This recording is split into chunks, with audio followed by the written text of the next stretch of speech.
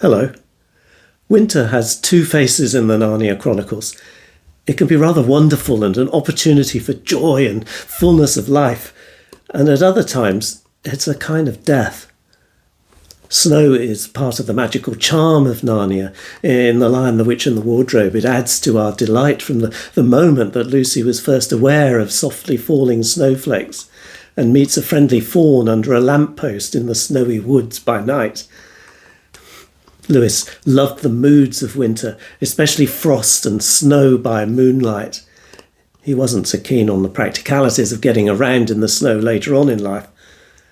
But I'm sure that the snowy woodland scenes of The Lion, the Witch and the Wardrobe and the Silver Chair are fed by Lewis's delight in snow as a youth. In a letter he wrote while he was living with a private tutor in Surrey in the south of England in his middle teens, he describes at length to his Belfast friend Arthur Greaves a 7-mile walk to get to a skating lake at Wisley, which you reach by a walk through the woods, he says. As it is now thick with snow again, you can imagine what a topping walk it is. The winding road covered with snow, the bare trees with their snow-covered branches and the sunlight falling through them in bars on the ground, also covered with snow. Absolutely lovely, especially as the air is very dry and the sky clear. And on the walk back, the moon was out, and starting under a clear, starry sky, we gradually walked into a cold, white fog.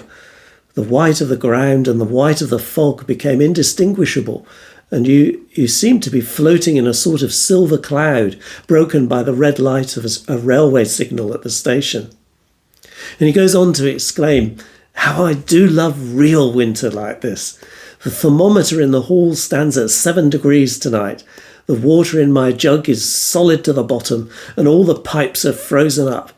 If you look out for a moment through the willow pattern of frost on the windows, you see this lovely haze of snow and mist and moonlight. What with the general beauty of the world and my lovely hours of skating, I've not been so bucked for a long time." It's amusing that the next day he writes to his father, who has been ill, and he frames it rather differently. He says, "You're certainly most unfortunate to be getting this kind of weather for your convalescence. Is it as bad as at home as it is here?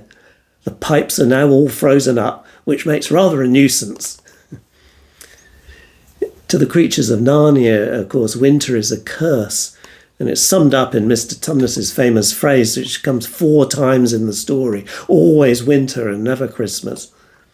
That just about sums up the tyranny of the witch. Nothing embodies the loss of hope, the enduring bleakness, so much as that phrase.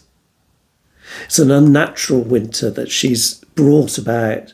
It's a totally silent winter without any birdsong, and without the voices and sounds of any of the woodland creatures going about their business, because everyone walks in fear of her spies in the wood. Even some of the trees are on her side. Under her spell, Narnia is entirely white and cold. There's no great snow dance as there is in the Silver Chair, and there's no Christmas. Only when Aslan is on the move does the snow and the ice begin to thaw, and spring brings some colour and joy to their lives. There's a kind of correspondence going on between snow and stone, I think, in The Lion, the Witch and the Wardrobe.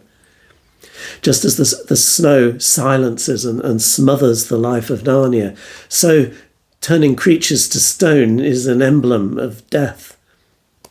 There are 73 references to stone in The Lion, the Witch and the Wardrobe. Most of them, of course, are references to the stone table and to creatures being turned to stone by the witch. Even the knife that she uses to slay Aslan is stone. But at the end, when Aslan rises again, through the resurrection, in other words, stone is broken and transformed. The stone table cracks in two. Stone is transformed into warm, living flesh. And the works of evil are undone. Her winter is over and gone. The witch comes from a cold world. One of the features of Charn, her city of origin, is its cold, which is repeatedly emphasised in The Magician's Nephew. And it's the cold stillness of death. In that ruined world, nothing breathes, nothing grows. And it's silent, very different sort of silence to the living silence of the wood between the worlds. The silence of Jada's city is like the silence of her castle in Narnia in The Lion, the Witch and the Wardrobe, filled with creatures who have been turned to cold stone. There's no life in Charn, not even an ant. No beauty, no green, no fresh air. And it's cold because the sun is dying and has an apocalyptic reddish tinge, something Jadis has become accustomed to. She is physically cold herself. Her finger and thumb, as she catches hold of Diggory's ear as he jumps into the pool in the wood between the worlds, is cold. When she first appears in The Lion, the Witch and the Wardrobe, her face is proud and cold and stern, and it has an unnatural whiteness. When she comes to challenge Aslan on her right to Edmund, the traitor, she brings a shiver and cold in the sunny morning. Says it was the oddest thing to see those two faces, the golden face and the dead white face, so close together. Not that the witch looked Aslan exactly in the eyes. Mrs. Beaver particularly noticed this. You see, at Aslan's death, their two faces are again brought close together. It says, at last she drew near. She stood by Aslan's head.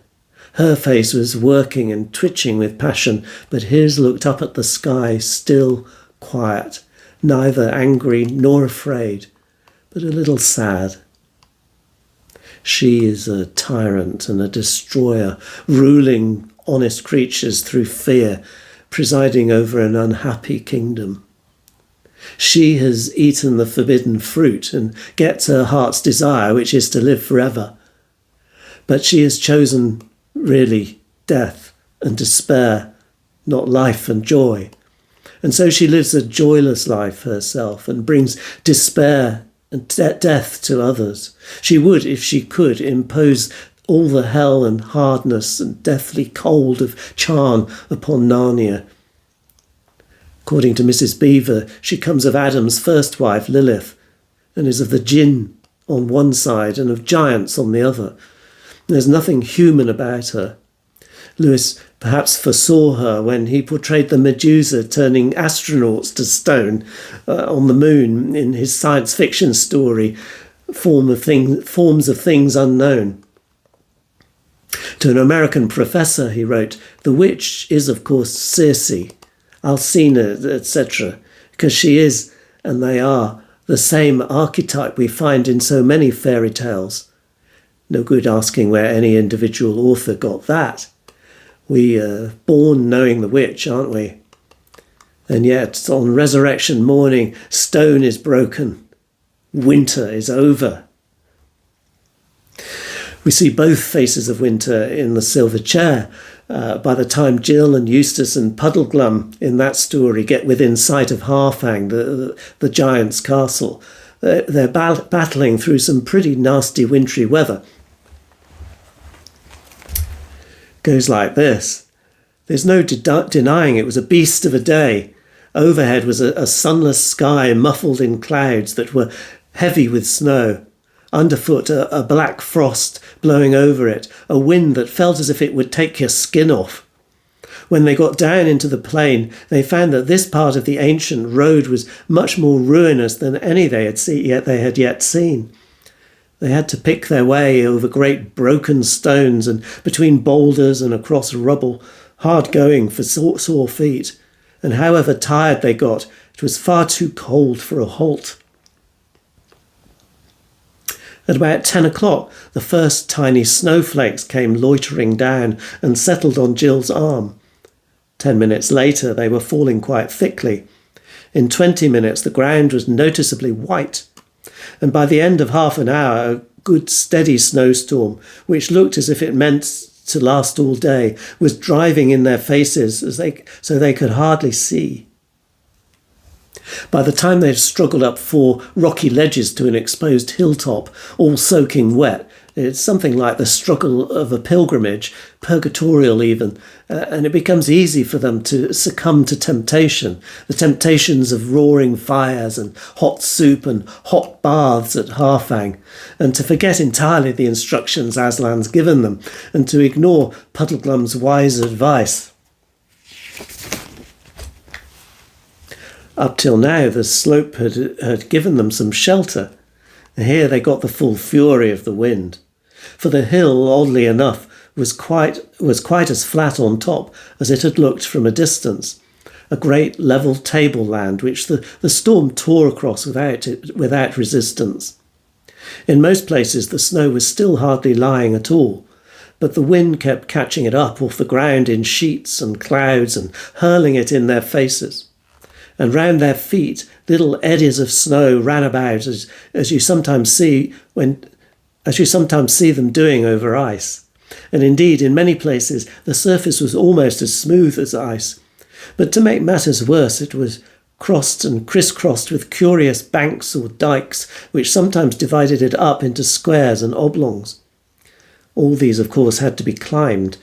They varied from 2 to 5 feet in height and were about a couple of yards thick. On the north side of each bank, the snow already lay in deep drifts, and after each climb you came down into a drift and got wet. The winter here is like the embodiment of trial and temptation for the 3 pilgrims, and not surprisingly they're distracted from their true path and end up in the trap of the so-called gentle giants, who plan to eat them. After more adventures and having rescued Prince Rilian from the Green Witch's dark, dreary underworld, they emerge above ground in the heart of a Narnian forest, where fauns and dwarfs and dryads are dancing the great snow dance, with wild music, it says, intensely sweet, yet just the least bit eerie too, and full of good magic, under the moon and the frosty stars at the end of the silver chair. Now there's joy and celebration and music and laughter and dance.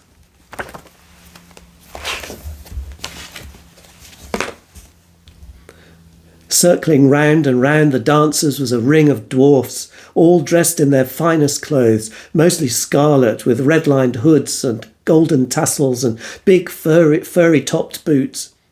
As they circled around, they were all diligently throwing snowballs. Those were the white things Jill had seen flying through the air. They weren't throwing them at the dancers, as silly boys might have been doing in England. They were throwing them through the dance in such perfect time with the music and with such perfect aim that if all the dancers were in exactly the right places at exactly the right moments, no one would be hit. This is called the Great Snow Dance, and it's done every year in Narnia on the first moonlit night when there is snow on the ground. Of course, it's a kind of game as well as a dance, because every now and then some dancer will be the least little bit wrong and get a snowball in the face, and then everyone laughs. But a good team of dancers, dwarfs and musicians, will keep it up for hours without a single hit. On fine nights when the cold and the drum taps and the hooting of the owls and the moonlight have got into their wild woodland blood and made it even wilder, they will dance till daybreak. I wish you could see it for yourselves. It's one of the most magical scenes of all in Narnia. This is the divine face of winter.